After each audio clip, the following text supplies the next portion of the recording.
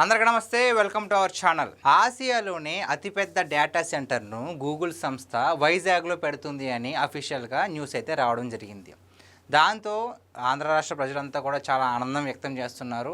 మొత్తానికి మన రాష్ట్రానికి ఒక పెద్ద డేటా సెంటర్ రాబోతుంది. అది కేవలం మన రాష్ట్రంలోనే కాదు, దేశంలోనే ఆసియాలోనే అతిపెద్ద డేటా సెంటర్ కావడంతో మరింత ఆనందాన్ని వ్యక్తం చేస్తున్నారు. కాకపోతే ఇక్కడ చాలామందికి ఉన్న డౌట్ ఏంటంటే, అంత పెద్ద గూగుల్ సంస్థ అంత పెద్ద డేటా సెంటర్ను కేవలం వైజాగ్లోనే ఎందుకు పెడుతుంది? వాళ్ళకి ఏం లాభం అక్కడ పెడితే? అసలు ఎలా ఒప్పించారు అని చెప్పేసి చాలామందికి డౌట్ ఉంటుంది. సో ఈ డౌట్ని క్లారిఫై చేయడానికి నేను ఈ వీడియోలో ప్రయత్నం చేస్తాను. ఒక కాస్త కాన్సన్ట్రేట్గా వింటే మీరు అసలు వైజాగ్ని ఎందుకు ఎంచుకుంది గూగుల్ అని చెప్పేసి మీకు ఒక క్లారిటీ వస్తుంది. సో ఫస్ట్ ఆఫ్ ఆల్ చూస్తే కనుక వైజాగ్ అనేది ఒక తీర ప్రాంతం అండి. సో తీర ప్రాంతం కాబట్టి అక్కడ ఈ డేటా సెంటర్ కావాలి అంటే, నడవాలి అంటే ఎక్కువగా కూలింగ్ సిస్టమ్ కావాలి. సో దానికి ఎక్కువగా నీటి వినియోగం కావాలి, నీటిని వాడుకోవాలి. పక్కనే సముద్రం ఉంది కాబట్టి ఆ కూలింగ్ సిస్టమ్కి సముద్ర తీరం చాలా బాగా ఉపయోగపడుతుంది. అంతేకాకుండా కేవలం సముద్ర తీరం ప్రాంతం అయితే చాలా సముద్ర తీర ప్రాంతాలు ఉన్నాయి కదా అనుకోవచ్చు, కానీ ఇది తూర్పు తీర ప్రాంతం కావడంతో సో అక్కడ సబ్మెరైన్ కేబుల్ ల్యాండింగ్ సిస్టమ్స్ ఉంటాయి కదా.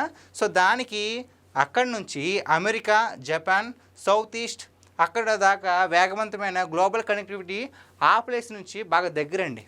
సో ఈ లాభం కూడా చూసుకున్నారు. కేవలం వైజాగ్లోనే కాకుండా America, Japan, south east Arctic కూడా కనెక్టివిటీ, కేబుల్ కనెక్టివిటీ ఉంటుంది కదా అని చెప్పేసి, వేగవంతమైన కనెక్టివిటీ ఉంటుంది కదా అని చెప్పేసి ఇదొక అనువైన ప్లేస్ అని చెప్పేసి గూగుల్ సంస్థ గుర్తించడం జరిగింది.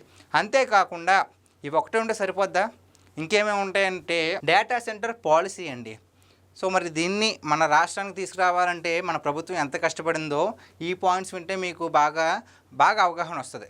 చంద్రబాబు నాయుడు గారు ఈ డేటా సెంటర్ పాలసీ కోసం ఏమేమి దాంట్లో చూపించారంటే, ల్యాండ్ ఇస్తుంది, కరెంట్ ఇస్తుంది, నీరు అక్కడ ఎలాగో వైజాగ్ కాబట్టి ఆ నీరు సౌకర్యం ఇస్తుంది, పన్ను మినహాయింపు, ఎక్కువ ట్యాక్స్ కాకుండా పన్నును మినహాయిస్తుంది, గ్రీన్ ఎనర్జీని వాడుకోండి, గ్రీన్ ఎనర్జీ ద్వారా కూడా వాడుకోవచ్చు అనే ఒక రైట్ అయితే ఇచ్చింది. వీటి వల్ల కూడా ఈ డేటా సెంటర్ను గూగుల్ సంస్థ వైజాగ్లో పెట్టడానికి నిర్ధారించుకుంది. దీంతో ప్రతి ఒక్కరు కూడా ఆనందాన్ని వ్యక్తం చేస్తున్నారు. అంటే ఒక న్యూస్ మనకు బయటకు వచ్చింది అని తెలుసు, కానీ దాన్ని ఒప్పించడానికి మన కూటమి ప్రభుత్వం ఎంత కష్టపడింది అనేది మాత్రం ఎవరికీ తెలియదు. ఎందుకంటే వాళ్ళు చెప్పుకోరు, జస్ట్ మేము దీన్ని ఎలాగ తీసుకొచ్చాము, ప్రతిపాదించామని చెప్తారు తప్ప దీని వెనక ఎంత ఉందా అని చెప్పేసి చాలామంది, అంటే మనం మాట్లాడుకుంటాను కానీ దాని గురించి తెలియదు. ఈ రీజన్స్తో పాటు వైజాగ్ కూడా చాలా అభివృద్ధి చెందుతుంది. డేటా హబ్గా కావచ్చు, అలాగే ఐటీ హబ్గా కావచ్చు, చాలా సాంకేతికంగా చాలా డెవలప్ అవుతుంది. కాబట్టి గూగుల్ వారి దృష్టిలో మన వైజాగ్ పడింది. వాతావరణ అనుకూలంగా కావచ్చు, అలాగే ఈ ఇచ్చే పాలసీలు కావచ్చు, అదేవిధంగా దానికి ఉన్న అడ్వాంటేజెస్ కావచ్చు, వీటన్నిటి వల్ల వైజాగ్ అనేది కరెక్ట్ ప్లేస్ అని ఆ గూగుల్ వారికి అనిపించింది. ఈ గూగుల్ డేటా సెంటర్ వల్ల చాలామందికి ఉద్యోగ అవకాశాలు వస్తాయండి. కేవలం ఉద్యోగ అవకాశాలు మాత్రమే కాదు, ఉపాధి అవకాశాలు కూడా వస్తాయి. ఒక పెద్ద డేటా సెంటర్ ఏర్పడుతుందంటే చుట్టుపక్కల ట్రాన్స్పోర్ట్ ఎంతలా అవసరం ఉంటుంది.